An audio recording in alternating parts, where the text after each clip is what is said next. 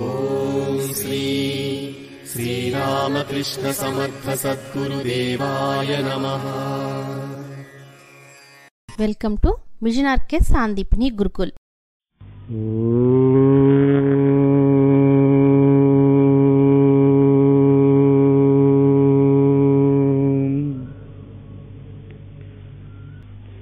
నిన్న రాత్రి సమర్పణ చేసుకున్నాం. మనం సమర్పణ అనేక సార్లు చెయ్యం, మనం ఒకసారే చేస్తాం. దాని తర్వాత చేసేదేదో మనం ఏ శక్తికి సమర్పణ చేసుకున్నామో ఆ శక్తి చేస్తుంది. అది గుర్తుంచుకోండి. ఇంకా ఈ సమర్పణ స్థితి నుంచి మీరు ఎట్టి పరిస్థితుల్లోనూ ఈ జన్మలో బయటకు రాకండి. ఒక జీవిత కాలము ఋషులు చెప్పినటువంటి మన భారతీయ యోగ విద్యా నిష్ణాతులు చెప్పినటువంటి ఈ ప్రక్రియకి ఇచ్చి చూడండి ఏమవుతుందో. చాలా టైం వేస్ట్ చేస్తూ ఉంటాం మనం. అనేక జన్మల బట్టి పుడుతున్నాం చస్తున్నాం. పెద్ద మన జీవితాలలో పెద్ద మార్పు వచ్చినట్టు ఎక్కడా కనిపించడం లే. ఒకవేళ ఏదైనా మార్పు మీరు ఆశించినా గమనించినా కేవలం భౌతికమైనటువంటి మార్పులు మాత్రమే మీకు గోచరిస్తాయి. సూక్ష్మ జగత్తులో వచ్చేటటువంటి మార్పులు మీకు అవగాహన కావటంలే. అసలు దాని గురించి మీరు ఎంత ప్రయత్నం చేయాలో అనేది మీరు పెద్దగా దాని గురించి పట్టించుకోవటంలే. నేను ఈ జన్మాష్టమి నుంచి నేను కోరుకుంటోంది ఏంటంటే, మీ నుంచి ఇక్కడ వచ్చిన వాళ్ళు, ఈ మాటలు వింటున్న వాళ్ళు, ఈ మాటల యొక్క తీవ్రతకి స్పందించగలిగేటటువంటి వాళ్ళు, మీ బాహ్య జగత్తులో పరిస్థితులు ఎలా ఉన్నా గాభరా పడకండి. మార్చటానికి మీ అంతట మీరు ట్రై చేయకండి. ఆ జగద్గురువుకి అప్పచెప్పేయండి భారం అంతా కూడా. చూడండి ఏమవుతుందో. ఒక జీవితం వేస్ట్ అవుతుందేమో, కానీ ఇదే మీరు ఎన్ని జన్మల నుంచి కరెక్ట్ గా చేయగలిగినటువంటి పని అని ఋషులు చెప్తున్నారు అన్నది గుర్తుంచుకోండి. ఇది మాత్రం మీరు చేయండి. ఈ మానసిక స్థితిలో ఉంటూ మిగతా కార్యక్రమాలన్నీ మనం చేస్తాం. ఇక్కడే కాదు, మీ ఇంట్లో మీరు చేసిన కార్యక్రమానికి కూడా, భోజనం చేసిన, మంచినీళ్ళు తాగుతున్నా, ప్రహ్లాదుడి గురించి చెప్తాడు పోతన, పానీయంబులు రావచ్చు, నీళ్లు తాగుతున్నా, మాట్లాడుతున్నా, చలోక్తులు విసురుకుంటున్నా, ఆటలు ఆడుకుంటున్నా కూడా స్థితిలోనే ఉండేవాడు.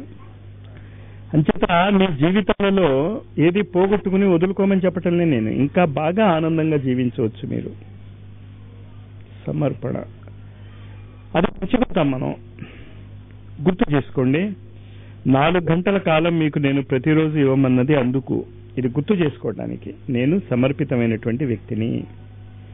నేను గురువుని ఏమీ కోరను. గురువుకి ఎలా ఉపయోగపడతానో అలా ఉపయోగపడని. అంటే అక్కడ చాలా మంది భయపడతారు నేను చెప్తున్నటువంటి మాటలు విని. కానీ మీకు తెలియదు ఏంటి అంటే, మీరు గురువు పక్కన ఉంటే గురువుకి వచ్చే మర్యాదలన్నీ మీకు వస్తాయి.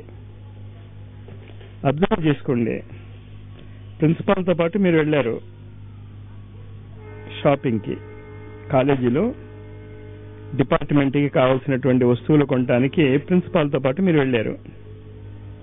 ఫలానా కాలేజీ ప్రిన్సిపాల్ గారు వచ్చారు, సామాన్లు కొంటారట అనగానే ఆ షాప్లో ఉన్నటువంటి కానీ ఆ కంపెనీ ఉన్నటువంటి మేనేజింగ్ డైరెక్టర్స్ వాళ్ళు బయటకు వచ్చేస్తారు. ముందు ఆయన ఆహ్వానిస్తారు, ఆయనతో పాటు మిమ్మల్ని కూడా ఆహ్వానిస్తారు. మిమ్మల్ని వదిలేరు. అంటే వాళ్ళకి తెలుసు మీరు చాలా మోర్ ఇంపార్టెంట్ అని ప్రిన్సిపాల్ కంటే. ప్రిన్సిపాల్ కూర్చుంటాడు అక్కడ అంతే కుర్చీలో. మిగతా ద్వారా ఉంటాయి, అది మీ ద్వారానే జరగాలి. కారులో ఉంటాడు ప్రిన్సిపాల్. నిన్ను రిక్షాలోనూ సైకిల్ మీద రమ్మండు, కారులోనే ఎక్కించుకుంటాడు మిమ్మల్ని కూడా. కూల్ డ్రింక్స్ ఇస్తాడు అక్కడ ప్రిన్సిపాల్కి. ఆ కూల్ డ్రింక్ మీకు కూడా వస్తుంది. కానీ ఒకటి తలనొప్పి మీకు ఉండదు, బాధ్యత ఉండదు. అన్నీ దొరుకుతాయి. కానీ కొన్న వస్తువులలో వాటిలో ఏదైనా మాకు నచ్చకపోతే మీరు కూడా వచ్చారు కదా సార్, మీరేగా నిర్ణయించింది, నేనేం చేశాను, మీరు చెప్పింది చేశాను అంటాడు.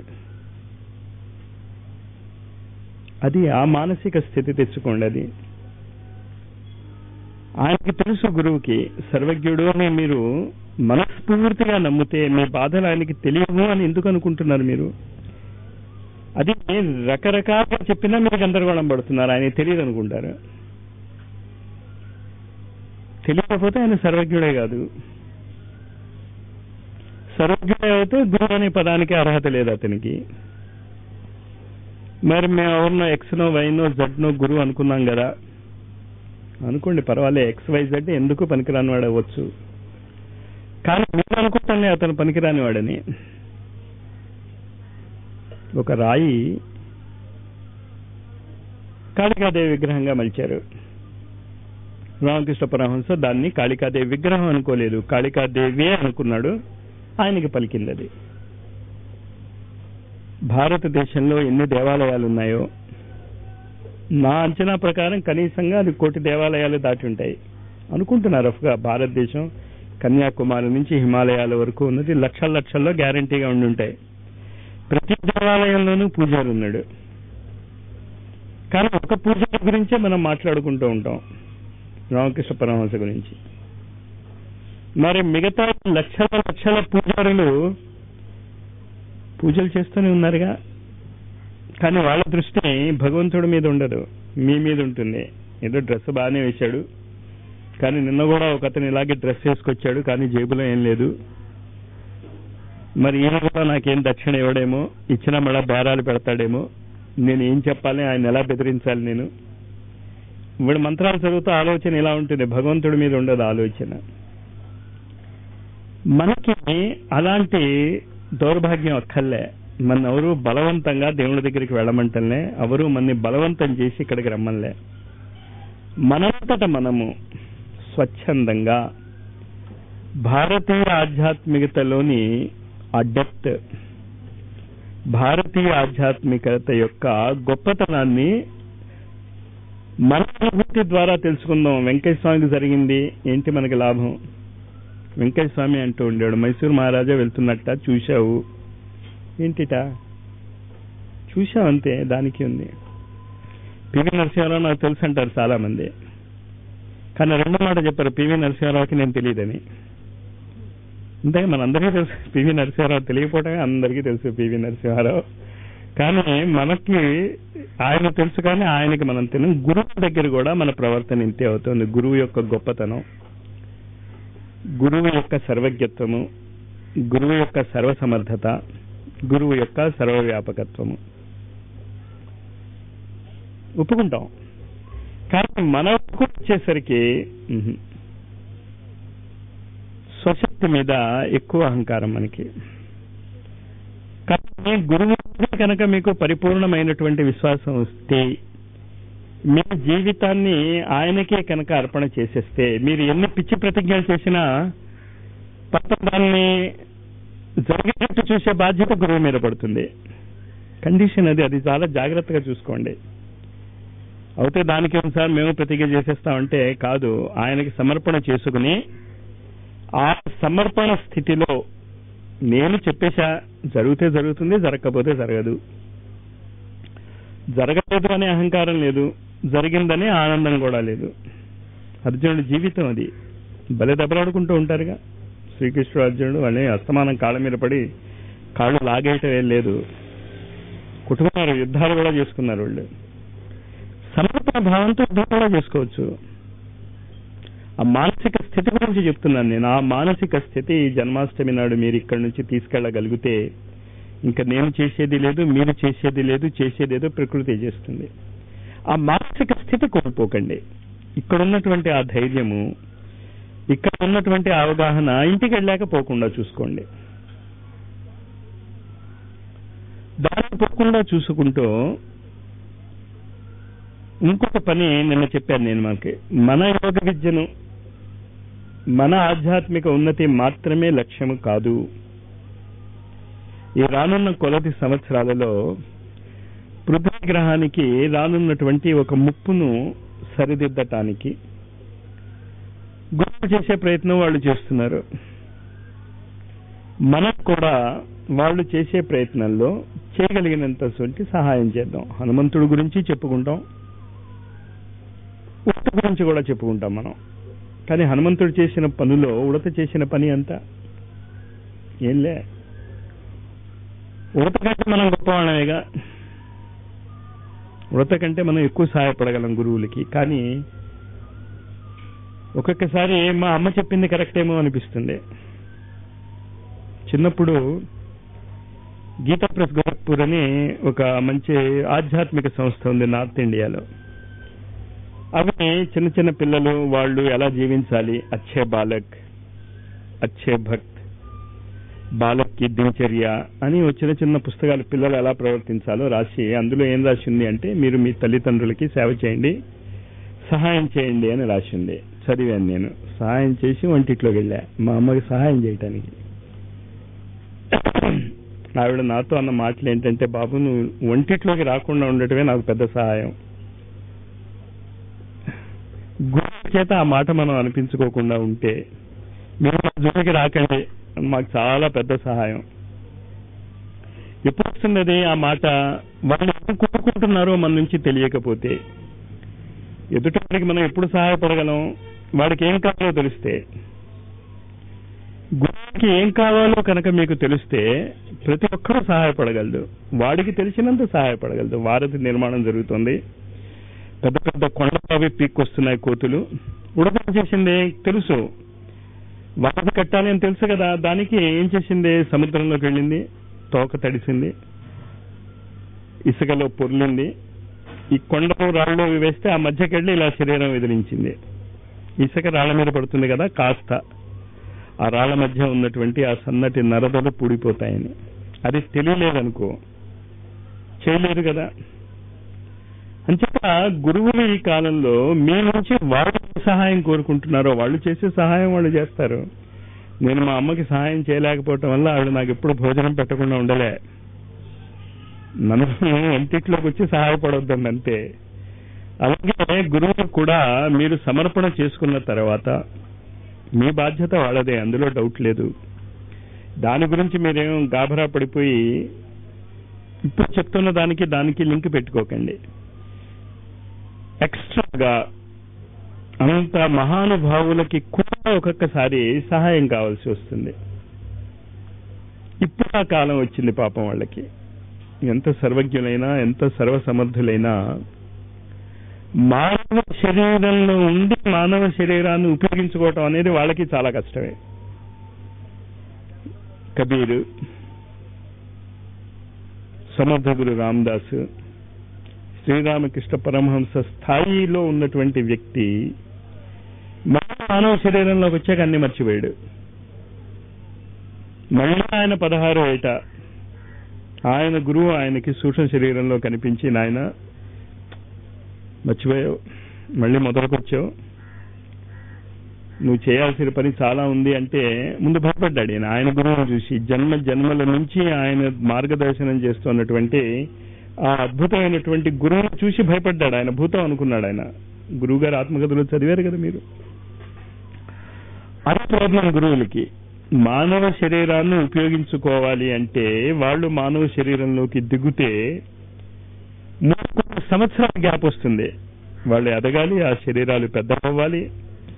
ఆ శరీరాలు పెద్దవయ్యాక మళ్ళీ అది గుర్తు రావాలి, పని ఏం చేయటానికి వచ్చాడో వాడు ఆ శరీరంలో. ఇది మర్చిపోతే ఆ జీవితం వేస్టే వాళ్ళకి. కానీ 16 సంవత్సరాలు పెరిగి పెద్దయ్యేంత టైం లేదు ఇప్పుడు. కేవలం 1.5 సంవత్సరాలు మాత్రమే ఉంది. అదే మీకు అవకాశం. ఆధ్యాత్మిక జగత్తులో ప్రయాణిస్తున్నటువంటి మనకి ఇంత మంచి బేరం ఇంకెప్పుడు రాదు. అసలు నారదుడు ఏదో పాట పాడితే పాడుండొచ్చు, నిజంగా పాడాడో లేదో నాకు తెలియదు. ఆ పాట ఏదో గుర్తు రావటం లేదు నాకు. మా నాన్నగారు చాలా బాగా పాడేవారు. అది ఏ సినిమాది? శ్రీకృష్ణ తులాభారం. శ్రీకృష్ణుడు రోడ్ల మీద నిలబెట్టి అమ్మేశారు. పాపం గురువులు ఋషులు రోడ్ల మీద నమ్మడం మమ్మల్ని కొనండి మర్రో అంటూ ఉంటే, నీ గడ్డం బాగోలేదు, కాస్త గడ్డం గీయించుకురా అంటున్నాం. సరే పాపం గడ్డం గీయించుకొస్తున్నారు వాళ్ళు. ఇదేం జుట్టయా జట్టలు కట్టేసింది, నీ జుట్టుకు తగినంత ఆవుదాలు నూనెలు నేను కొనలేను అంటే గుండు గీయించుకుంటున్నారు వాళ్ళు. వాళ్ళు ఏం చేయటానికైనా రెడీయే. ఎందుకంటే వాళ్ళ పని మానవ శరీరం ద్వారా జరగాల్సినటువంటివి కేవలం మానవ శరీరం మాత్రమే చేయగలదు, వాళ్ళు చేయలేరు. అది మన దగ్గర ఉంది. బిజినెస్ చేసుకోండి మీ ఇష్టం, ఎలా బేరం పెడతారో గురువులతో. మీరు దానికి మీరు ఒక పని చేయాలి. ఈ సైకిల్ అది రెంట్కి ఇస్తారు చాలా మంది. తర్వాత ఎక్కడికి వెళ్తాడు, ఎక్కడికి వెళ్ళాలి అని అండు వాడు టైంకి మళ్ళీ తిరిగేసి ఇచ్చేస్తే చాలు. గురువు యొక్క ఆనెస్టీ మీద మీరేం గాబరా పడక్కర్లేదు. మీ శరీరాన్ని ఎత్తుకుని వాళ్ళు ఎక్కడికి వెళ్ళిపోరు. దాని తర్వాత వాళ్ళు మీ శరీరాన్ని 24 గంటలు కూడా మేము వాడుకుంటున్నాం అనుకుంటాం లేదు. వాళ్ళు కొన్ని గంటలు రోజుకి ఇవ్వండి, పార్ట్ టైం జాబ్ చేయండి చాలు అంటున్నారు. 24 గంటలు ఇచ్చేస్తానంటే వాళ్ళకి అక్కర్లే, పని అంత లేదు, అంత అవసరం లేదు. 24 గంటలు మీ శరీరాన్ని వాళ్ళకి ఇచ్చేస్తామన్నా వాళ్ళు తీసుకోరు. అవసరం అంతే కదా మనం తీసుకుంటాం. తీసుకుంటే కావాల్సినంత మీకోసమే షాప్ తెరిచామంటాడు షాప్ వాడు. మీకు తెలుసు, మనకి తెలుసు వాడు మన కోసం తెరవలేదు, వాడి లాభం కోసం తెరిచాడని. కేవలం మీకోసమే వాడు ఏం చేస్తాడు, ఖరీదు తగ్గిస్తాడు. మీకోసమే, మిగతా వాళ్ళ కోసం ఏం తగ్గించాడు. అది జాగ్రత్త. అంటే మీరు వాడికి బంధువులు, చాలా కావాల్సిన వాళ్ళు, ఆప్తులు. ఇంకా మీరు లేకపోతే వాడి జీవితం లేదు. కానీ ఋషులు ఇలాంటి మోసాలు చేయరు. వాళ్ళు చాలా స్పష్టంగా చెప్తున్నారు, మీ కాలము, మీ ధనము ఒక అంశం మాత్రమే మాకు కావాలి. ఏ అంశాల ధనంలో సినిమాలకి మీరు ఖర్చు పెట్టుకునేది, తగ్గులకి మీరు ఖర్చు పెట్టుకునేది, సిగరెట్ తాగటానికి మీరు ఖర్చు పెట్టుకునేది, అనేక పిచ్చి ఖర్చులు చేస్తూ ఉంటాం మనం. ఏదైనా అంటే ఏం చెప్తామంటే, మేము చాలా బాధలో ఉన్నాం మాస్టారు, ఆ సిగరెట్ తాగకపోతే ఫ్రెష్ కాదుట. పొగ తాగితే ఫ్రెష్ ఎలా అవుతుందో బ్రెయిన్ నాకు భలే ఆశ్చర్యం ఇస్తుంది. పొగ పెడితే పొమ్మని అర్థం, పొమ్మని లేక ఏదో చెప్తారు, సామెత మర్చిపోతున్నాయంటో కొద్ది. అలాగా అసలు ఆలోచనలు రావు, వచ్చే ఆలోచనలు పోతాయి పొగ పెడితే. మన బలహీనతలకు ఈ తాగుడు, వీటిని వ్యసనాలు అంటామే మనం. అది గురువు గారు దేవదక్షిణగా ఇచ్చేయమంటున్నది. దేవదక్షిణగా మీరు ఏమీ చేయక్కర్లేదు. మీరు వేస్ట్ చేస్తున్నటువంటి డబ్బు, మీరు వేస్ట్ చేస్తున్నటువంటి కాలము మాత్రమే మాకు ఇవ్వండి చాలు. అదే వాళ్ళు ఎంత అద్భుతమైనటువంటి బిజినెస్ చూడండి. వాళ్ళు మీరు అలాగే వేస్ట్ చేస్తున్నారు. అది సిగరెట్లకనో తాగుడుకనో ఏదైనా అంటే ఏమంటారు, ఎంత బాధో. గురువు మీద మీ మనస్సు ఉన్నాక మీకు బాధ ఉంది అంటే మీరు గురువుకి సమర్పణ చేయలేదని అర్థం. డాక్టర్ దగ్గరికి వెళ్ళాం కోయించుకోవటానికి, అంటే ఆపరేషన్ చేయించుకోవటానికి. ఆపరేషన్ చేయించుకోవటానికి వెళ్ళాక వాడికి ఎంతో డబ్బులు ఇస్తాం మనం, కొయ్య ఆయన అని. నీ ఇష్టం వచ్చినట్టు కొయ్యని. ఎందుకు? ఆ కొచ్చిన తర్వాత మన జీవితాలు చాలా సుఖంగా ఉంటాయి. అలాగే మీ వ్యసనాలకి బానిసత్వాన్ని వదిలేసుకుని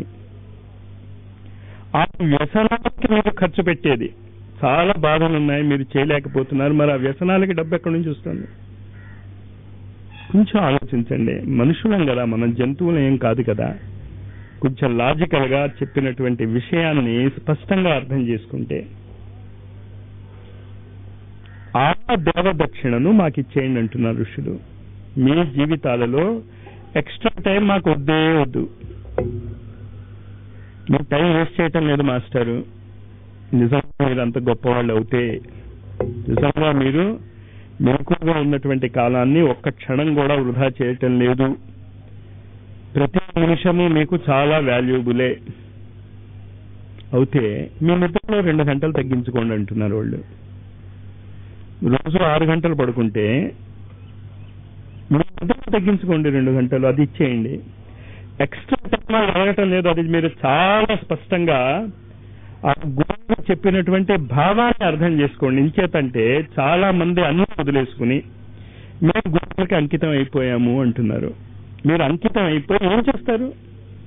10 to 5 మీకు ఎవరూ దొరకరు, అందరూ వాళ్ళ ఆఫీసులకు వెళ్ళిపోతారు కదా. ఆ టైం అప్పుడు మీరు ఏం చేస్తారు? మీరు మీ ఆఫీస్కి వెళ్ళండి. మిగతా టైంలో చెట్ల కింద, పార్కుల కింద, కాఫీ హోటల్స్లో, సినిమా హాళ్లలో మీరు గడిపేటటువంటి టైంని ఋషుల కార్యక్రమానికి గడపండి. అది మీరు అవగాహన తెచ్చుకోండి. జన్మాష్టమి నాడు ఎక్స్ట్రా టైం అసలు అడగటం లేదు ఋషులు వాళ్ళు. అదృష్టవశాత్తు కొన్ని పరిస్థితుల వల్ల మీకు పూర్తి టైం ఇవ్వగలిగేటటువంటి పరిస్థితులు ఉన్నాయి. అనేక కారణాల వల్ల మీరు పూర్తి టైం ఇవ్వచ్చు. ఉద్యోగం ఉండొచ్చు, ఉద్యోగాలు లేకపోవచ్చు, లాంగ్ లీవ్లో ఉండొచ్చు, రకరకాల బాధలు ఉండొచ్చు, రకరకాలు ఇవ్వచ్చు. కానీ మీకు పూర్తి టైం ఉంది, 24 గంటలు జీవిస్తున్నారు కదా. ఆ జీవిస్తున్నటువంటి ఆ 24 గంటలు గురువుల కిందకి ఇచ్చేయకూడదు. మీరు మేము బాధపడుతున్నాం మాస్టారు, మేము ఇదవుతున్నాం మాస్టారు అనకుండా, మా అమ్మాయికి పెళ్ళి అవటం లేదు, మా అబ్బాయికి ఉద్యోగం దొరకలేదు, అంతవరకు ఈ పని చేయండి. పెళ్ళి అయినప్పుడు అవుతుంది, ఉద్యోగం దొరికినప్పుడు దొరుకుతుంది. ఉద్యోగం దొరకకపోతే మీరు ఆ పిల్లల్ని పోషించటం లేదా? తిండి పెడుతున్నారు కదా. ఈ పని చేస్తే కూడా తిండి పెట్టొచ్చుగా, ఈ పని చేస్తే వాడు పాడైపోతాడు అని ఎందుకు అనుకుంటున్నారు? ఇది ఒక కొత్త నూతన పంధ ఆధ్యాత్మిక జగత్తులో డెవలప్ అయింది. అది మర్చిపోయి చాలా మంది గందరగోళం పడి జీవితాలంతా గురువుకి అర్పించుకుంటున్నాం అనేటటువంటి భ్రమలో ఎందుకంటున్నాం అంటే, రామకృష్ణ మిషన్ ఉంది, అరవిందో సొసైటీ ఉంది, భగవంతుడు తెలియాలి ఎన్ని సొసైటీస్ ఉన్నాయో, పేర్లు కూడా మనం చెప్పలేము. ప్రతిరోజు కొత్త కొత్త సంస్థలు పుట్టుకొస్తూనే ఉన్నాయి. కానీ సంస్థలన్నీ ఏం చేస్తున్నాయి కాస్త ఆలోచించండి మీరు. బిల్డింగ్స్ ఉన్నాయి, డబ్బులు ఉన్నాయి. రామకృష్ణ మిషన్ దగ్గర డబ్బు లేదంటారా మీరు?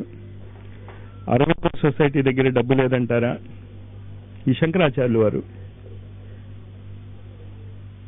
వాళ్ళని క్రిటిసైజ్ చేసే దమ్ము కానీ సాహసం కానీ నాకు లేదు. కానీ నాకు తెలిసినంత వరకు వాళ్ళు ఏం చేస్తున్నారు? ఈ టీటీడీ వాళ్ళు ఏం చేస్తున్నారు? ఎందుకు ఇదంతా చెప్తున్నాను నేను? అనేక సంస్థలు ఉన్నాయి. ఆ సంస్థలు ఆధ్యాత్మిక జగత్తుకి ఎందుకు ఉపయోగపడటం లేదు? చాలా జాగ్రత్తగా అర్థం చేసుకోండి. రామకృష్ణ మిషన్లో రామకృష్ణ పరమహంస యొక్క సందేశాన్ని అందించడానికి ఏర్పడిన దాంట్లో హాస్పిటల్స్, విద్యాలయాలు రన్ అవుతున్నాయి తప్ప ఆధ్యాత్మికత గురించి చైతన్యం తీసుకురావటానికి వివేకానంద చేసినటువంటి పని మళ్ళీ తిరిగి ఎవరైనా చేపట్టారా? ఆలోచించండి మీరు. ఎక్కడ తప్పు జరుగుతుందో ఆ తప్పు మీరు చేయకండి. అది అందుకోసం చెప్తున్నా. ఆ సంస్థల్ని క్రిటిసైజ్ చేస్తే నాకేం లాభం, మీకేం లాభం? నిజమే, క్రిటిసైజ్ కోసం కాదు, తెలుసుకోవటానికి మనం ఎక్కడ తప్పు చేస్తున్నాం. మనం మళ్ళీ ఇంకో వివేకానంద పుట్టలేదు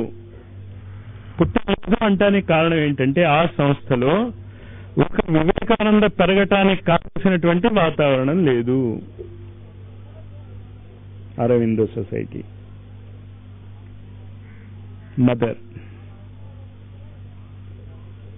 ఆరోవిల, పాండిచేరిలో అద్భుతమైనటువంటి సమాధి ఉంది.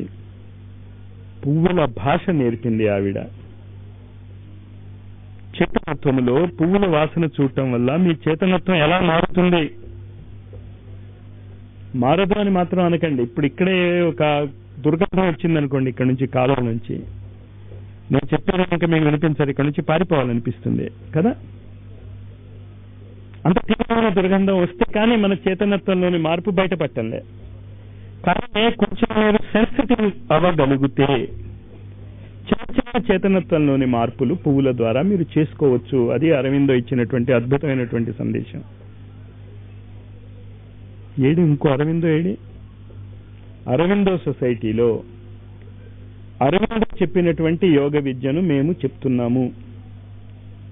అరవిందో రాసినటువంటి ఒక అద్భుతమైనటువంటి పుస్తకం ఉంది, సావిత్రి అని. సుమారు 24,000 లైన్స్. అవి కరెక్ట్గా 24,000 లేవు, 23,000 సంథింగ్ 700 ఎంతో ఉన్నాయి. కానీ రౌండ్ ఫిగర్ గా మనం 24,000 వేసుకోవచ్చు. అది సావిత్రి. 49 సార్లు దాన్ని రీరైట్ చేశాడు ఆయన. అరవిందో లాంటి యోగి ఎలాంటి యోగి ఆయన? టైప్ మెషిన్ మీద వేళ్లు పెట్టి కూర్చునేవాడు. ఆ ఉच्चతర మానసిక స్థాయిలో ఆ శబ్దధారలు అతని వేళ్ల ద్వారా టైప్ రైటర్లోకి వచ్చేసేవి, పేజీలు బయటకు వచ్చేవి. కేవలం అక్కడొక సెంటెన్స్ కరెక్ట్ చేసి ఆయన రాశాడు ఆ పుస్తకాలన్నీ. అలాంటి ఆయన అదే మానసిక స్థితిలో సావిత్రి రాస్తే ప్రతి సంవత్సరం దాన్ని ఆయన రీరైట్ చేయాల్సి వచ్చేది. 49 సార్లు మార్చి రాశాడు ఆయన. మరి ఆ సావిత్రిలో ఆయన ఏం చెప్పాడు? దాన్ని ప్రజలకి అందించాలి కదా. ఏ అరవిందో సెంటర్లో సావిత్రి గురించి ప్రజలకు అందజేయటానికి కావలసినటువంటి చర్యలు తీసుకొనబడుతున్నాయి. సంస్థ ఉంది, బిల్డింగ్స్ ఉన్నాయి. తప్పు అది. గురువుకి ఏం కావాలో తెలియాలి అని చెప్తున్నాను కదా మీకు. మీరు ఏం సెర్చ్ చేయబోతున్నారో తెలియాలి అంటే ఇది చేయండి. అరవిందో యొక్క సావిత్రినే ప్రజలకు తీసుకురండి. అంటే ముందు మీకు తెలియాలి అదేంటో. నాకు తెలిసాక చెప్తాను మాస్టారు, ఏమీ అవసరం లేదు, మీరు సావిత్రి పట్టుకోండి, చదవండి, మీకు అర్థమైంది చెప్పండి. ఏమీ లేదు, ఈ పుస్తకం ఉంది చూశారా, ఎంత అద్భుతమైనటువంటి పుస్తకము. దీన్ని చదివితే అరవిందో లాంటి మహాయోగి. ఎలాంటి మహాయోగి ఆయన? ఋషులకి ఏమీ తెలియలేదు. ఒక స్థాయి వరకు వచ్చాక ఋషులు ఆగిపోయారు. ఆగిపోయిన చోట నుంచి నేను ముందుకు లాగాను బండిని అని గర్వంగా చెప్పుకున్నటువంటి వ్యక్తి. అసలు ఋషులు ఏ స్థాయిలో ఉన్నారో మనకి తెలీదు, ఎక్కడ ఆపారో మనకి తెలీదు. ఋషులు ఆపినటువంటి ఆ కార్యక్రమాన్ని ఈయన ఎలా ముందుకు పొడిగించాడో తెలీదు.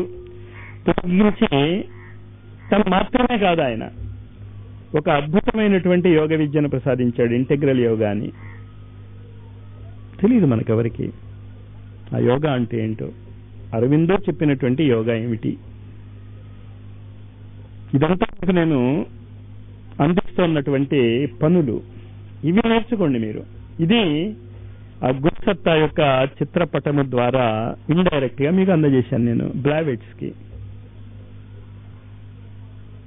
థియోసాఫికల్ సొసైటీలో బ్లావెట్స్ కి రాసినటువంటి సీక్రెట్ డాక్ట్రిన్ లో ఏముందో థియోసాఫికల్ సొసైటీ వాళ్ళకే తెలియదు. థియోసాఫికల్ సొసైటీ వాళ్ళు థియోసాఫికల్ సొసైటీకి చెందిన వ్యక్తుల్ని కాస్త అందులో ఏం రాసిందో చెప్పండి సార్ అని అడుగుతున్నారు వాళ్ళు. ఎంత దౌర్భాగ్యమో ఆలోచించండి. ఈ సంస్థలు ఏ బేసిక్స్ లో అయితే ఆ ఆధ్యాత్మిక స్థాయిలో మార్పులు వస్తున్నాయో, ఏ స్థాయిలో ఆ గురువులు ఇన్ని సంస్థలు పెట్టారో, అసలు సంస్థ వెనకాతలు ఉన్నటువంటి ప్రాణ చైతన్యాన్ని మీరు పట్టుకోండి. బ్లావెట్స్కీని పట్టుకుంటే, సీక్రెట్ డాక్టర్ని పట్టుకోండి. పట్టుకుందాం మాస్టారు, అర్థం కావటం లేదు. మీరు చదవగానే అర్థం అయిపోతే ఇంకా వాళ్ళు యోగులు ఎలా అవుతారు? మీరు ఏ సాధనలు చేయకుండా, ఏమీ చేయకుండా మీరు బ్లావెట్స్కి రాసిన పుస్తకం పట్టుకుని నాకు అర్థం అయిపోయింది మాస్టారు అంటే నేను బ్లావెట్స్కి మీరు అనుమానపడాలి అసలు ఆవిడ యోగి అవునా కాదా అని. హిమాలయాలలో అనేక మంది పరమ గురువుల దగ్గర శిష్యరే డాక్టర్ని చదవండి. సివివి భక్తరహిత తారక రాజయోగము, సివివికి మధ్య ఉన్నటువంటి సంబంధము నమస్కారం మాస్టర్ సివివి అనే వాళ్ళకి కూడా తెలియదు. అసలు ఆయన ఏం చెప్పాడో తెలియదు. ఆయన డైరీలు ఈ మధ్యనే పబ్లిష్ అయ్యాయి, అసలు అర్థం కావాలి. మీకు తెలియదు మాస్టారు, అర్థం అవ్వాల్సిన పని ఏం లేదు, కళ్ళు మూసు కూర్చుంటే అవే వచ్చేస్తాయి. నిజమే, వచ్చాయా అని నేను అడిగే ప్రశ్న. రావు అంటేనే మీరు కళ్ళు మూసు కూర్చుంటే మీరు నిజంగా మీ మనస్సుని అందజేసేస్తే సివివికి పాప ఆయన చెప్పుకోగలడు, ఆయన చేయించగలడు. కానీ ఆయన ఏం చెప్పాడు మీకు ఏం తెలుసు మాస్టారు ఆయన ఏం చెప్పాడు? నేను కళ్ళు మూసు కూర్చున్నాను, అద్భుతమైనటువంటి వెలుగు కనిపించింది, ఆ వెలుగులో ఈ లోకాలన్నీ మాకు కనిపించేశాయి, ఆ లోకాలన్నీ నేను తిరిగి వచ్చేసాను, అక్కడ ఇలా ఉంది, అక్కడ అలా ఉంది. నిజంగా మీరు ఆ లోకాలన్నీ చూసి వచ్చిన వాళ్ళు అవుతే మీ జీవితంలో మార్పేది ఏం మారారు మీరు?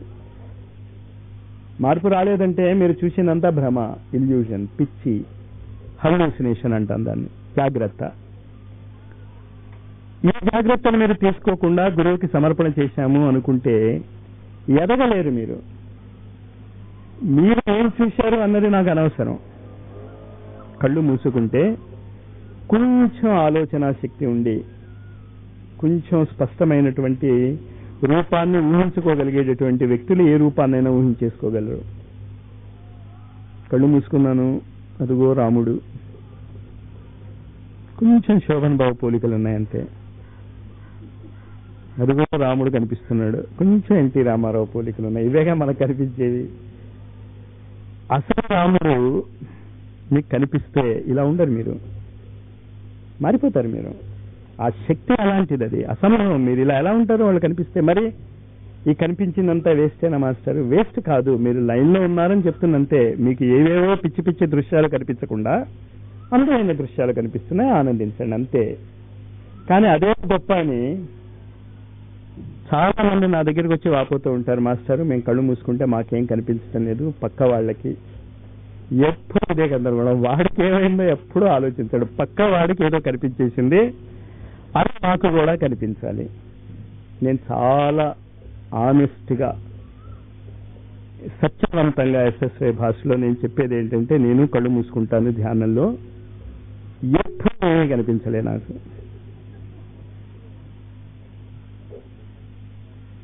మరి కనిపించిన వాళ్ళు అదృష్టవంతులే, అంతే, మంచిది. కానీ మీ వ్యక్తి జీవితంలో ఆ రిఫ్లెక్షన్, ఆ అద్భుతమైనటువంటి దృశ్యం యొక్క జ్ఞాపకము అనుభూతి నిత్య జీవితంలో లేకపోతే, అదే ఆ అనుభూతి గుర్తుంచుకోండి. సమర్పణ ఆ భావనతో చేయండి. నాకు కనిపించినా కనిపించకపోయినా ఏమైనా ఫినిష్. ఈ జన్మాష్టమి నుంచి నా మనస్సు ఖాళీ. మరి ఖాళీ అయిన మనస్సులో మీరు ఏం చేయాలి? సరే, మీ జీవిత చక్రము ఎలా నడిపిస్తుందో అలా నడుస్తూ ఉంటుంది. ఎక్స్ట్రాగా చెప్పాను నేను దేవదక్షిణ గురించి. ఇవాళ 24 లక్షల మంత్ర జపం పూర్తి చేసినటువంటి ఒక వ్యక్తి పూర్ణాహుతి చేసుకోబోతున్నాం మనం 9:30కి గాయత్రి మంత్ర జపం. చాలా అద్భుతమైనటువంటి రోజు, అందుకు చెప్తున్నా. అది ఎలా కలిసి వస్తుందో సహజంగా ఆ వాసన మీకు అంటుతుంది. తమాషా యజ్ఞంలో అది చేసింది ఆయన, ఫలితం మీకు. చాలా కష్టపడి వాళ్ళ ఇంటికి ఎలక్ట్రిక్ లైన్ వేయించుకున్నాడు ఒకడు, లైట్ వెలిగించుకున్నాడు, కిటికీ తలుపులు తెరిచాడు. పక్కనే మన గుడిసె ఉంది. నీ గుడిసెలోకి లైట్ రాకూడదు అని ఆయన అనుకున్నా పాపం ఆగదు, లైట్ వస్తుంది. చేశాడు ఆయన సాధన. నిజమే, 1 సంవత్సరం పాటు ఆయన అవస్థపడ్డాడు. ఆయన అవస్థపడుతూ ఉంటే నాకు తృప్తి చెందక ఇంకా అవస్థ పెట్టాను ఆయన. నేను సరిపడితే మీకు కాస్త అవస్థపడని. కానీ దాని పూర్తిలో పాల్గొంటున్నటువంటి మీరు అందరూ కూడా ఆ వాసనలు మీకు వస్తాయి. సహజం, అది దానికే ఉంది. దాని గురించి చెప్తున్నాను నేను. మీరు ఆ శక్తిని, ఆ 24 లక్షల మంత్ర జప శక్తి ఈనాడు ఇక్కడ ఆవిర్భవించబోతోంది యజ్ఞకుండంలో. అదొక శాస్త్రం. అది మీకు తెలిసినా తెలియకపోయినా ఇప్పుడు స్విచ్ నొక్కాము. ఈ ఫ్యాన్లో ఏముందో, ఫ్యాన్ కనెక్షన్ ఎలా ఉందో, ఈ మైక్లో ఏముందో అది నాకు తెలియదు, మీకు తెలియదు, కానీ ఉపయోగపడుతుంది కదా. అలాగే ఆ పూర్ణాహుతి మీకు ఉపయోగపడుతుంది ఉపయోగించుకుంటే. పుస్తకాలు కొనేస్తారు చాలా మంది. నేను చాలాసార్లు ఇంకోళ్ళ ఇంటికి వెళ్ళినప్పుడు కొంచెం పుస్తకాలు అంటే పిచ్చి నాకు, కొంచెం చూస్తూ ఉంటాను నేను. చూస్తే చాలాసార్లు అసలు పేజీ కూడా తెరిచి ఉండరు, కొనేసి పెట్టారు మాస్టారు, ఎప్పుడో చదువుతా వీలున్నప్పుడు. మంచిదే, కనీసం పుస్తకాలు కొన్నారు కదా, అంతవరకు నయమే. అలాగే ఈ పూర్ణాహుతి నాడు మేము పరిపూర్ణమైనటువంటి సమర్పణ చేసుకుందాము అనేటటువంటి ఒక పక్కా నిర్ణయానికి వచ్చిన నాడు ఆ పూర్ణాహుతి జరగటము గురువుల యొక్క అద్భుతమైన అనుగ్రహానికి ప్రతీక. మీరందరూ ఇక్కడ వచ్చి ఈ పూర్ణాహుతిలో పాల్గొంటున్నారు అంటే క్యాజువల్ గా కాదు, ఏదో మీరు చెప్పారు కనుక వచ్చాం మాస్టర్ కాదు. నేను చెప్పాక చాలా మంది రాలేదు. చాలా మంది అసలు ఇక్కడ ఏం జరుగుతుందో తెలియక వచ్చి ఉంటారు. అదృష్టం అంతే, దానికి అవడేం చేస్తాడు. కానీ ఈ శక్తిని ఎలా ఉపయోగించుకోవాలో చెప్తున్నాను నేను. అంశదానము సమయదానము అంటే అర్థమైంది కదా. గురువు నుంచి మీరు వ్యసనాలకి వేస్ట్ చేస్తున్నటువంటి డబ్బు, వ్యసనాలకి వేస్ట్ చేస్తున్నటువంటి డబ్బులో పిల్లలలో మీరు ఖర్చు పెట్టే అనేక లక్షల రూపాయలు కూడా వ్యసనమే. ఎవరు తిన్నట్టు? అంతా తిన్నాక అది బాగోలేదు ఇది బాగోలేదు అంటేగా, అంతకంటే ఏం ఉండదు అక్కడ. కొంచెం ధైర్యం చూపించగలగాలి. అలాంటి వాటిల్లో ధైర్యం చూపించలేరు. సమాజం ఎలా నడుస్తుందో అలా నడవండి.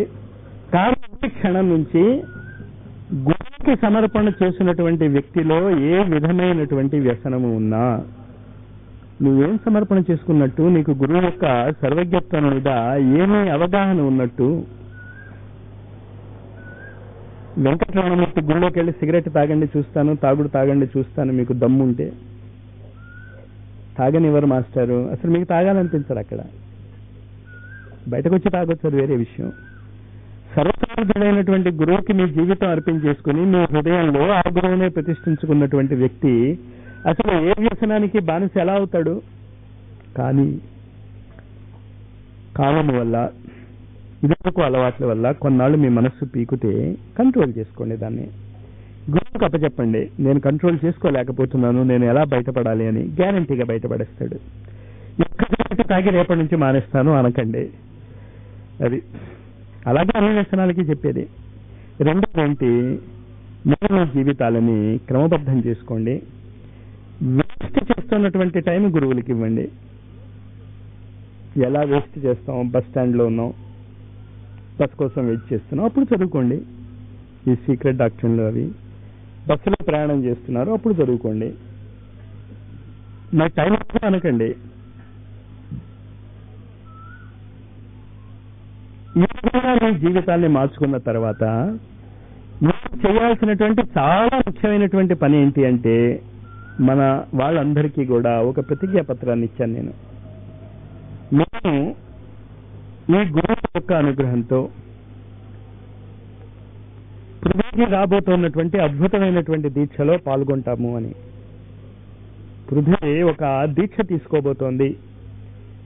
ఆ దీక్ష ఏమిటి అనేది ఈ పుస్తకాల్లో ఉంది. బ్లావిట్స్కి రాసినటువంటి పుస్తకాలలో,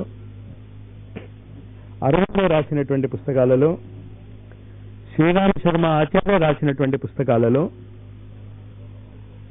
శ్రీరామకృష్ణ పరమహంస చెప్పినటువంటి విషయాలలో. మనలో చాలా మందికి శ్రీరామకృష్ణ పరమహంస అంటే తెలుసు. ఆయన ఏం చెప్పాడు తెలియదు. మీరే కాదు, మీరేం కంగారు పడకండి. రామకృష్ణ మిషన్ వెళ్ళి అడగండి, తెలీదు. తెలుసుంటే ఆ మిషన్ అలా ఉండుండవు. ఇది బాగుంది మాస్టర్, ఇంకా బయటకు వెళ్ళాక తిట్టడం మొదలు పెడతాం మేము, చూడండి ఆ మిషన్ని తిడతాం, దానికోసం నేను చెప్పటంలే. నేను పైలో పట్టాలని చెప్తున్నాను. వాళ్ళని తిట్టే హక్కు మనకు లేదు. వాళ్ళ కర్మ, వాళ్ళ ప్రారంభము, వాళ్ళ రెవల్యూషన్ సైకిల్లో వాళ్ళు ఎలా ఎదుగుతున్నారు. కానీ నాకు ఇంత దగ్గరగా వచ్చి ఇంత విచిత్రమైనటువంటి పరిస్థితులు మళ్ళీ తిరిగి రావని చెప్తున్నా కూడా ఒక 4 గంటలు మీరు పక్కన పెట్టి ఈ సబ్జెక్టుని మధించకపోతే, మాకు ఇంగ్లీష్ రాదు మాస్టారు, మేమంత చదువుకోలేదు మాస్టారు.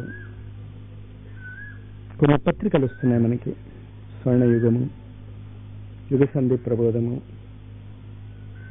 ఋషి దర్శన్ కొత్తగా వస్తుంది, తెలుగులోనే ఉన్నాయి. ఇవి చదువుకోండి. అర్థం కావటం లేదు మాస్టారు, మీరు చెప్పాక మీకు చదివితే అర్థమైపోతే అది ఆంధ్రపత్రిక, ఆంధ్రభూమి, స్వాతో అవుతుంది. అది యోగ విద్యకి సంబంధించినటువంటి పుస్తకాలు ఎలా అవుతాయి? అవి అంత ఈజీగా ఏం అర్థం అవ్వవు. అవి కష్టపడండి. అది చేయలే మాస్టారు, మాకున్నటువంటి పరిస్థితులు. 10 మంది కలవండి. చదివి చెప్పగలిగే వాళ్ళు ఎవరైనా ఉంటే కలవండి. పిచ్చాపాటి మాట్లాడుకోవటానికి కలుస్తూ ఉంటాం కదా, టైం అయిపోతుందని. ఆ పిచ్చాపాటి బదులు ఇది మాట్లాడుకోండి. ఈ మ్యాగజైన్స్ లో చాలా విషయాలు మీకు అందజేస్తూ ఉంటాం. ఇది కాకపోతే టేప్స్ ఉన్నాయి, జాగ్రత్తగా వినండి. ప్రతి టేప్ని మీరు చాలా సార్లు వినండి. ఎన్నిసార్లు మీరు వినాలి అంటే ఆ టేప్లో ఉన్నది ఉన్నట్టు మీరు చెప్పేయగలగాలి. అంటే అవగాహన వస్తుంది అప్పుడు అసలు అందులో ఏం చెప్తున్నాను. అందులో నాకు ఒక చాలా పెద్ద దురలవాటు ఉంది. చాలా విషయాలు ఒకేసారి చెప్పేస్తాను నేను చాలా సార్లు అనుకుంటాను కొంచెం చెప్దాం, కొంచెం చెప్దామని. ఏం చేస్తాను చేత కాదు. దానికి మీరు అడ్జస్ట్ అవ్వాల్సిందే. అంచేత ప్రతి టేప్ని మీరు వినండి. కష్టం మాస్టారు టేపులు కొంటాం. మీరు సిగరెట్లకి సినిమాలకి పెట్టే డబ్బుతో టేపులు కొనండి అమ్మా. అయ్యా ఇంకా అనేది లేదు. ఎక్కడి నుంచి నేను చెప్పాను, ఇంకా ఏం చెప్పమంటారు మిమ్మల్ని? నేను ఏదో చేస్తున్నారు కదా. లేదు, బట్టలు కొంటున్నారు, చీరలు కొంటున్నారు. ఒక సంవత్సరంలో మీరు 10 చీరలు కొంటే ఆ సంవత్సరం 9 చీరలే కొనండి. ఒక చీర తగ్గించుకోండి చాలు, టేపులు కొనేయచ్చు మీరు. మనస్సు ఉంటే కావలసినన్ని మార్గాలు. ఏదో అడుక్కోండి టేపులు ఉన్న వాళ్ళ దగ్గరికి వెళ్ళి. ఒక్కసారి టేపు వింటాం. నిజంగా టేపులు ఎవరు తెలిసిన వాళ్ళు మీకు ఇవ్వరు. అప్పుడు మీరు వాళ్ళ దగ్గరికి వెళ్ళండి. వాళ్ళ ఇంట్లో కూర్చొని వింటా ఉంటే వాళ్ళ భోజనాల టైంలోనో వాళ్ళ పిల్లలు పరీక్షలు ఉన్నప్పుడు చెప్పి మీరు ఫుల్గా టేప్ పెట్టి మీకు ఏం తెలుసు గురువుల యొక్క అనుగ్రహం అంటే తంతారు వాళ్ళు. వాళ్ళకి ఇబ్బంది కలగకుండా కామన్ సెన్స్ ఉపయోగించి టేపులు వినండి. ఎప్పటి నుంచో కాదు, టైం లేదని చెప్తున్నాను కదా. అవగాహన చేసుకోండి. ఈ గురువులు మాత్రమే మీకు చాలా కరెక్ట్ మార్గదర్శనం ఇవ్వగలిగేటటువంటి గురువులు. ఎందుకు కరెక్ట్ మార్గదర్శనం అంటున్నాను అంటే మన శారీరక మానసిక అనేక జన్మల సంస్కారాలు వాళ్ళకి తెలుసు. సివివి కానీ, బ్లావిట్స్కి కానీ, లాహరి మహాశయ కానీ, పరమహంస యోగానంద కానీ, ఈ కాలపు వాళ్ళు మన కోసం మనకి మార్గదర్శనం ఇవ్వటానికి జన్మించినటువంటి మహానుభావులు కనుక వాళ్ళకి మనకేం కావాలో మనకంటే ఎక్కువ తెలుసు వాళ్ళకి. దాని కొరకు మధించండి అని నేను 5 వేల బట్టి మీకు కోరుకుంటున్నాను. దానిని పరీక్ష రోజుల్లో పిల్లలు ఎలా చదువుతారో అలా మేము వేస్ట్ చేసుకునే టైం మాత్రమే చదవమన్నారు కదా మాస్టారు. మీరు తెలుసుకునే మా టైం ఎక్కడ వేస్ట్ అవుతుందో అది ఆలోచించగలిగారంటే ఆ టైం వేస్ట్ చేయకుండా మీరు చదవండి పుస్తకాలు. మా కుటుంబ పరిస్థితులు బాగోలేవు మాస్టారు, మానసిక స్థితి బాగోలేదు మాస్టారు, అవి ఎప్పుడు బాగుండవు, గ్యారంటీగా బాగుండవు. అవి ప్రపంచంలో అలలు ఆగవు. అవి అలా వస్తూ ఉంటాయి. ఈ బాధ కాకపోతే ఇంకో బాధ. ఒక కథ చెప్తూ ఉంటాను, మీకు గుర్తుందా? బాంబేలో లక్షాధికారి ఇంటికి గురువు వచ్చాడు. లక్షాధికారి ఎప్పుడు లక్షాధికారి, గురువు దగ్గర కూడా లక్షాధికారి వాడు. గురువు అలా తయారు చేశారు వాళ్ళని. నేను మెచ్చుకున్నాడు, గురువుని పలకరించలేదు, ఏమీ చేయలేదు. భార్య మాత్రం బాగానే పలకరిస్తుంది. గురువు కాస్త ధైర్యం వచ్చింది, పర్వాలేదు ఇది మన టికెట్టేను, పారిపోతాడు అనుకున్నాను. భార్య కదా తన వైపు అన్నాడు. ఉందంటే ఏమైందని తను అడుగుతారేంటండి మీరు, నాకు 20 లక్షల రూపాయలు లాస్ వస్తేను బాధ ఉండదా అన్నాడు. ఎవరికైనా బాధ ఉంటుంది, 20 లక్షల రూపాయలు లాస్ బిజినెస్ వస్తే ఆవిడికి బాధ ఉండదు. గురువు భార్య వైపు చూశాడు, ఆవిడ నవ్వుతూనే ఉంది. గురువు కన్ఫ్యూజ్ అయిపోయాడు. ఫోన్ కాల్ వచ్చింది, వెళ్ళాడు. ఏంటంటే మరి 20 లక్షలు బిజినెస్ మొదలెట్టాడండి మా ఆయన, 40 లక్షల రూపాయలు లాభం వస్తుంది అనుకున్నాడు. 20 లక్షల లాభం వచ్చింది, మరి 20 లక్షల లాస్ వచ్చింది కదా, బాధపడక ఏం చేస్తాడండి? విధానాలు ఏం చేస్తాం మనం? గందరగోళం. అంటే బాధపడదలుచుకుంటే మీరు ప్రతిదానికి బాధపడవచ్చు. 20 లక్షల రూపాయలు లాభం వచ్చిందని బాధపడవచ్చు, దానికే ఉంది. ఏ బాధ్యత లేదు, చాలా హాయిగా ఉన్నాను నేను. ఇచ్చే అవకాశం నాకు మళ్ళీ రాదు, గురువు ఇచ్చినటువంటి సదవకాశం అని అనుకోవచ్చు మీరు. అంటే మీ ఆలోచన స్థితిని బట్టి పరిస్థితులు ఉంటాయి తప్ప పరిస్థితులలో ఏమీ లేదు. పరిస్థితులలో అవి ఇన్సిడెంట్స్ మాత్రమే, సంఘటనలు మాత్రమే. అంతేత ఈ జన్మాష్టమి నుంచి ఒకటి మాత్రమే మీరు గ్యారంటీగా ప్రాక్టీస్ చేయండి. మీ కోరికలు, మీ బాధలు గురువుకి అర్పణ చేసేయండి, జగద్గురువుకి. ఇంకా వాటి గురించి మీరు చర్చించుకొని వద్దు, మాట్లాడను వద్దు, అసలు ఏమొద్దు. వాటిని మర్చిపోండి, మీరు ఫర్గెట్ ఇట్. బ్లాంక్ చేసేస్తామే, డిలీట్ అంటామే కంప్యూటర్ భాషలో, డిలీట్ చేసేయండి. అది ఏమి ఉండవు అక్కడ. మొత్తం కొంచెం గుర్తొస్తూ ఉంటుంది, గుర్తు చేసుకోండి, అది గుర్తు రాకూడదు అని. మిగతా కాలాలలో ఈ గురువు యొక్క చరిత్రల్ని మీరు మధ్య మధించండి. నేను చాలాసార్లు చెప్తున్నాను, మీరు మధించటం అంటే ఆ గురువు వాళ్ళ జీవితం ద్వారా మీకు ఏ సందేశాన్ని ఇస్తున్నారో అర్థం చేసుకోండి. మీకోసం జీవించారు వాళ్ళు. వాళ్ళ జీవితాలు అయిపోవాలి.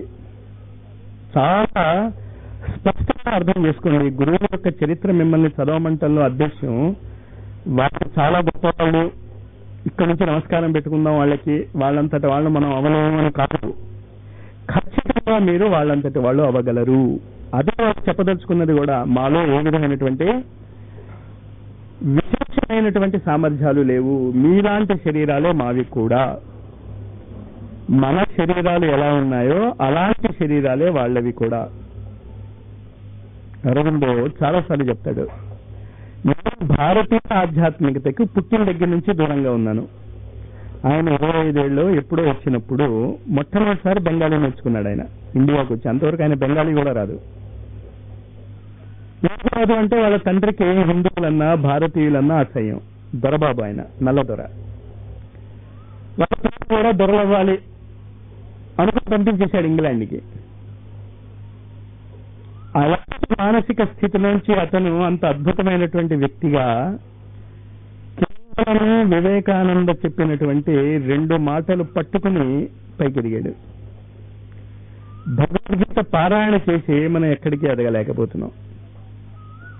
వాసుదేవ సర్వమితి స మహాత్మా సుదుర్లభ, ఇదే ఆయన పట్టుకున్నాడు అరవిందో.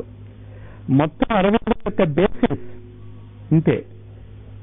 మీకు ఉన్నపాటి ఆధ్యాత్మిక బ్యాక్గ్రౌండ్ కూడా అరవిందోకి లేదు. మొదటి నుంచి మొదలెట్టుకోవాలి. అతను ఏం తెలియదు, కర్మ సిద్ధాంతాలు తెలియవు, జ్యోతిష్ శాస్త్రాలు తెలియవు, వేదాలు ఉన్నాయని తెలియవు, అసలు సంస్కృతం రాదు, బెంగాలీ రాదు, ఏం రాదు అతనికి. ఇంగ్లీష్ తప్ప గ్రీకు, లాటిన్ వచ్చు, ఇందుకు పనికిరాని భాషలు. అతనికి ఎంత తెలిసి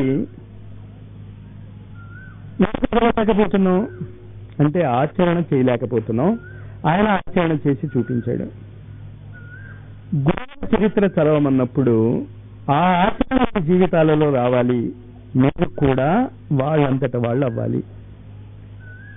దానికి ఏంటి మాస్టర్, వేషం మార్చేసుకోవటమేగా, ప్లాస్టిక్ సర్జరీ చేంజ్ చేసుకుంటాం, ఖర్చు అవుతుంది. దానికి ఉంది, చందా ఉన్నాయి కదా, మాకు అలవాటే. చందా పుస్తకాలు వచ్చి గుర్తింపు చేస్తాం, చందా పుస్తకాలు తీసుకుని రోడ్డు మీద పడతాం మేము. ఎందుకంటే నేను ప్లాస్టిక్ సర్జరీ చేయించుకుంటున్నాను. అరవిందో ఎలాగో గడ్డం పెంచాడు, అలాంటి గడ్డం తగిలించేసుకుంటా. కానీ తగిలినటువంటి ఆ అనుభూతి మీరు ఎక్కడి నుంచి తెచ్చుకుంటారు? అది కాదు, మిగతా అన్నీ వస్తాయి ప్లాస్టిక్ సర్జరీతో. కానీ ఆ గురువుల కళ్ళల్లో ప్రతిబించేటటువంటి ఆ అనుభూతి, ఆ ప్రేమ, ఆ వాసన ఉందే, ఎందులో అయితే మీరు కొట్టుకుపోతారో అది జీవితాలలో వాళ్ళ జీవితం రిఫ్లెక్ట్ అవుతే వస్తుంది. అది ఎలా రిఫ్లెక్ట్ చేయాలో అడుగు అడుగునా వాళ్ళు జీవించి చెప్పారు. అడుగు అడుగునా